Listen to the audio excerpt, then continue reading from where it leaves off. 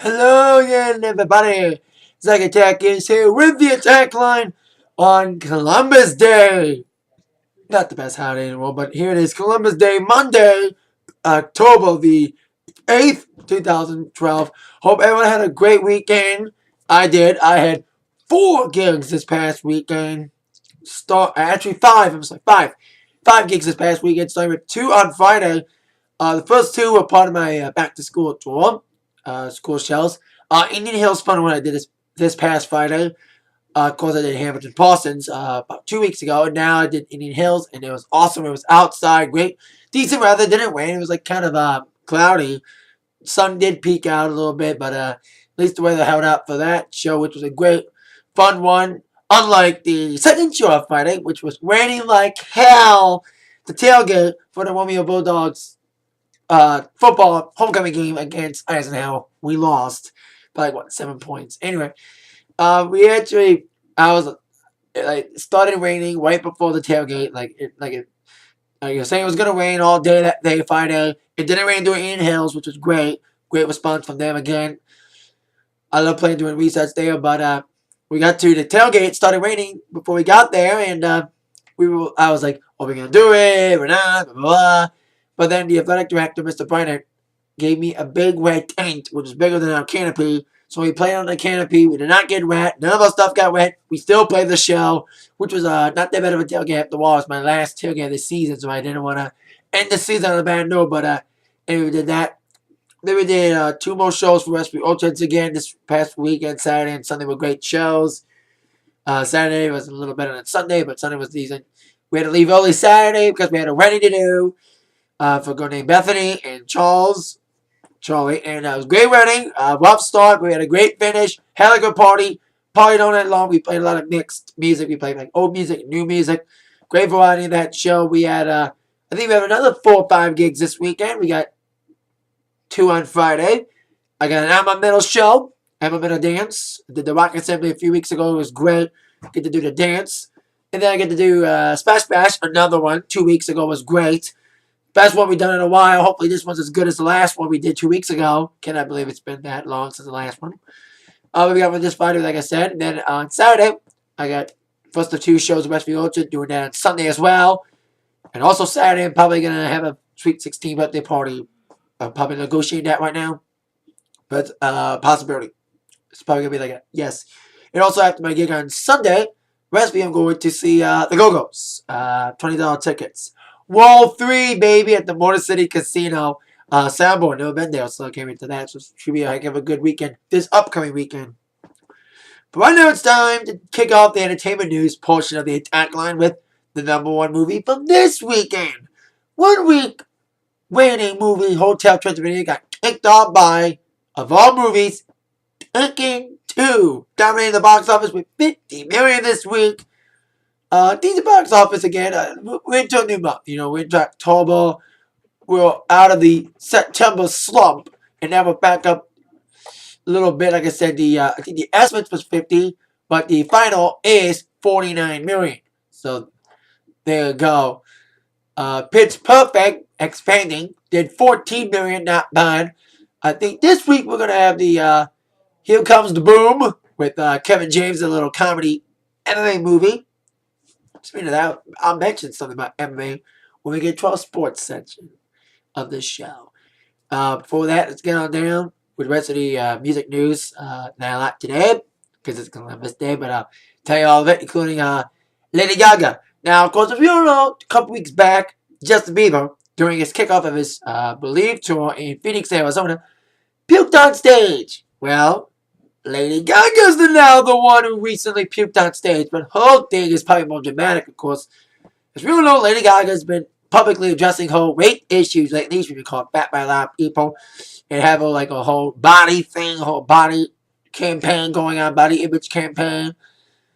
And she puked in Barcelona. She's, of course, in Europe. She'll be coming here next year, doing the European League of the bonus weight ball, according to several people. Last night when Lady Gaga held on at least 2 different occasions, well, apparently lip syncing to Enter Glory. I did see the tape. It was on YouTube. And it did seem that way that she was lip syncing. GaGa doesn't lip sync. Well, she may have a backing track, but I saw 2 years ago, and I don't think she lip synced during that show. And apparently, it sounded like it to me, but I did see her puke a couple of times when she did. A male dancer blocked her from the. Like, she turned it back to the crowd, and a male dancer kind of danced scantily in front of her while she was puking a couple of times.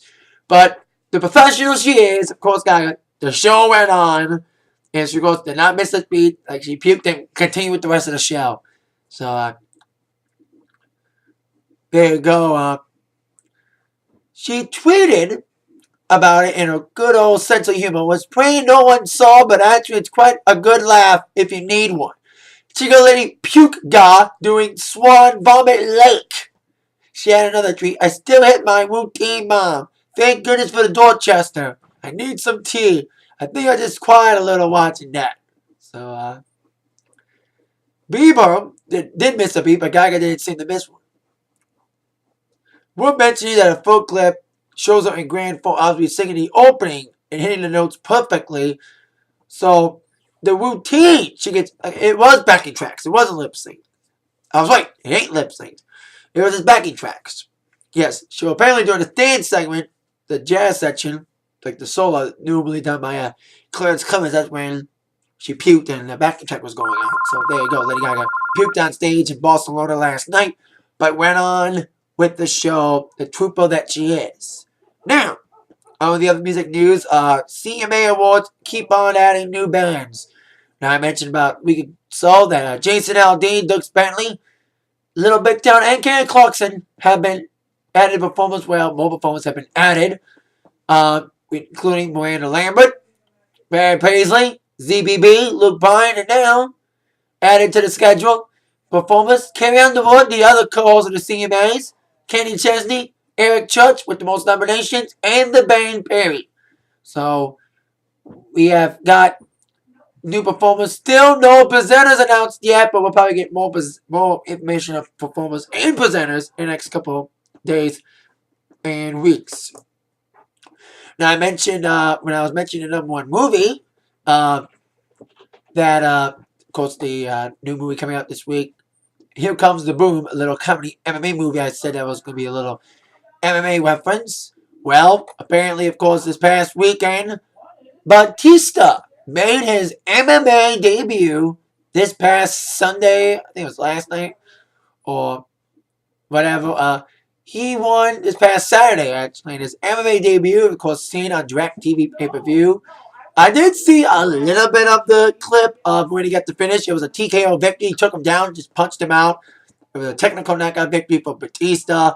I guess I just saw the ending of it from a YouTube video, and we'll see how it does. Of course, it was an independent company, not UFC per se, but it was, like I said, it was seen on DirecTV pay-per-view, defeating Vince Lucero in the headline a CES fight card at the Dunkin' Donuts Center in Providence, Rhode Island. Of course, the veteran Vince came out swinging, but of course, like I said, Batista got the victory in a TKO victory. We'll see how Dave does in MMA, and see, of course, if he, of course, heads on to UFC success. Of course, speaking of UFC, this Saturday, UFC, of course, the next pay-per-view, UFC 153, will take place in Brazil, headlined now by Anderson Silva, taking on Stephen Bonner. And I forgot the other fight. That's supposed to be the co-main event. Since, of course, they both got changed thanks to injuries. So, there you go. Batista. MMA debut. Fine. Now, speaking of course, Batista and wrestling, on to our Raw preview for tonight. Should be an interesting Raw, especially with the returning of a chairman. And I'll probably predict his announcement. I hope it's the announcement that everyone's secretly wanting. Let's begin with our top 4 questions that must be answered tonight. Question number 4. What will go down in the tag team tournament tonight? Now, I know we had last week we saw, of course, Rey Mysterio and Sin Cara, Team Botch, get into the victory column. Zack Ryder and Santino won their match on the new main event, which I saw a little bit of this past Wednesday night on Iron Network. And of course, we also had the Primetime Players advancing, I think. We have another tag team tournament match tonight. I forgot what it was, but we'll probably see tonight the progression of the tag team tournament course, the winner of this will get a title shot against Team Hell No. See what also happens with them as well tonight. So, there you go. Question number 3. Will the feud between Punk and Ryback get intense? Now, I'm hearing that Punk is fighting Ryback in certain house shells, so apparently the Ryback push is going on. Of course, we've been seeing Ryback and Punk into some altercations, bumping into each other, especially when Punk interrupted JR Appreciation Night this past Monday on Raw.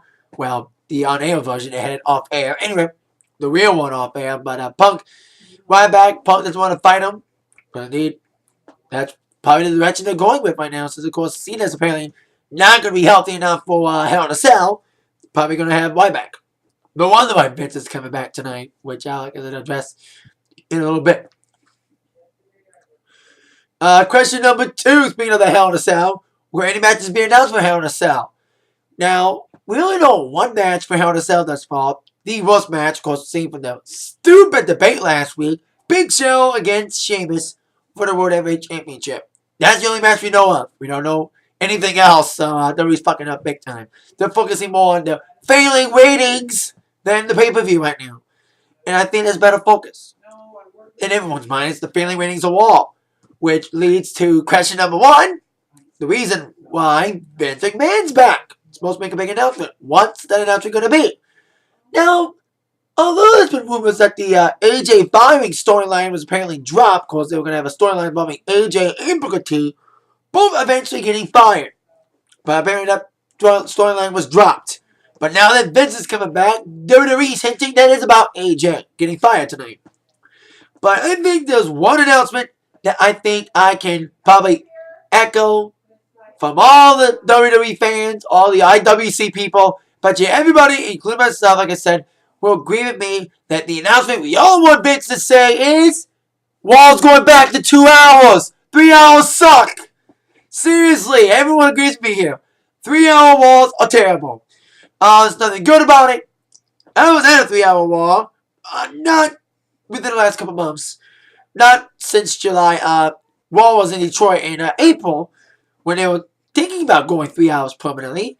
And from a standpoint of being a 3-hour Raw live, it kind of sucked. You know, you're looking at the monitor the entire time, a lot of segments, a lot of bullshit. So 3-hour Walls permanently has not been a good experiment thus far. And hopefully that will secretly wanting Vince to announce, especially with Raw's ratings faltering. Well, it always happens around this time of year. With football on, everyone knows Raw's ratings faltering Monday Night Football's on. But I'm taking it to the extreme, especially since Raw's 3 hours of sucking. Cena's injured. I don't think Cena's to blame here.